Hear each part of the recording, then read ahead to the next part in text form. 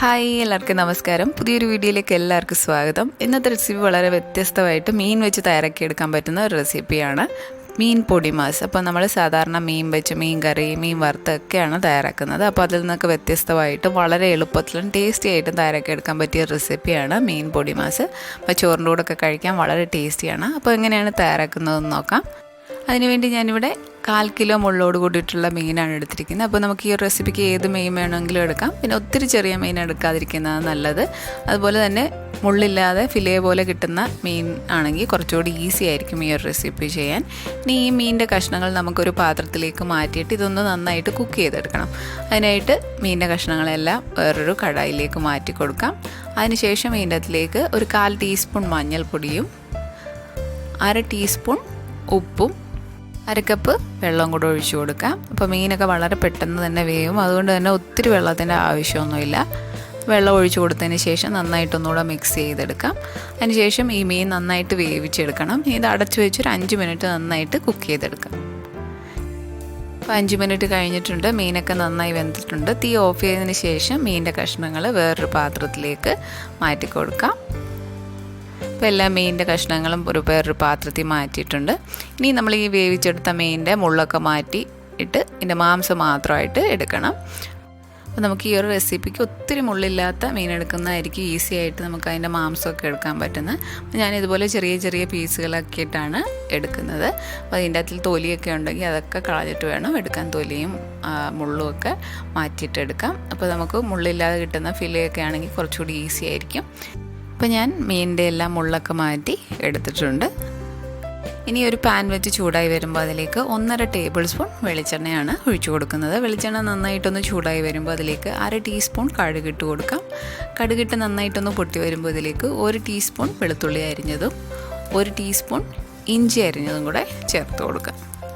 ഇനി ഈ ഇഞ്ചിയും വെളുത്തുള്ളിയൊക്കെ നന്നായിട്ടൊന്ന് വഴറ്റി നന്നായിട്ട് അതിൻ്റെ പച്ചമണമൊക്കെ മാറി വരണം. ചെറുതായിട്ടൊന്ന് വറുത്തെടുക്കണം. കുറച്ച് നേരം ഒന്ന് ഇളക്കി നന്നായിട്ടൊന്ന് വഴറ്റിയെടുക്കാം.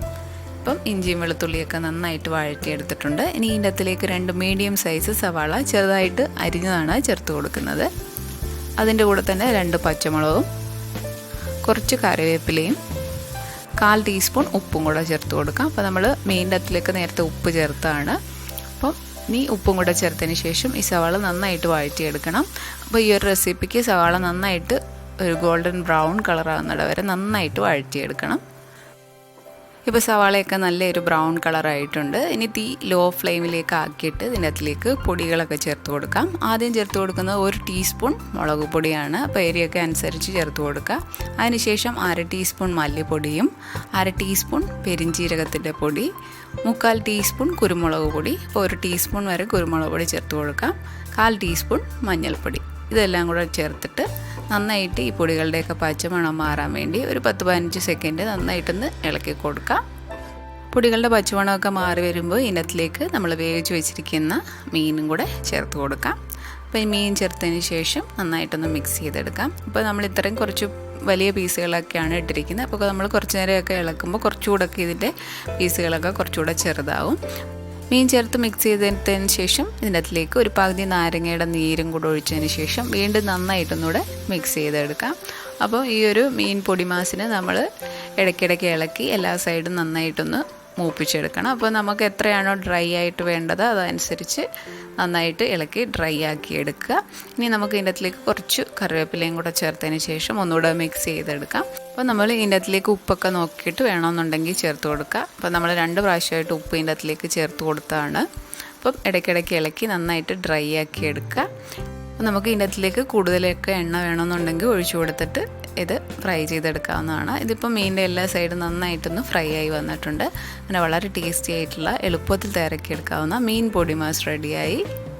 അപ്പോൾ എല്ലാവരും ഈ ടേസ്റ്റി ആയിട്ടുള്ള ഫിഷ് പൊടിമാസിൻ്റെ റെസിപ്പി ട്രൈ ചെയ്യാൻ നോക്കുക. വളരെ ടേസ്റ്റിയാണ്.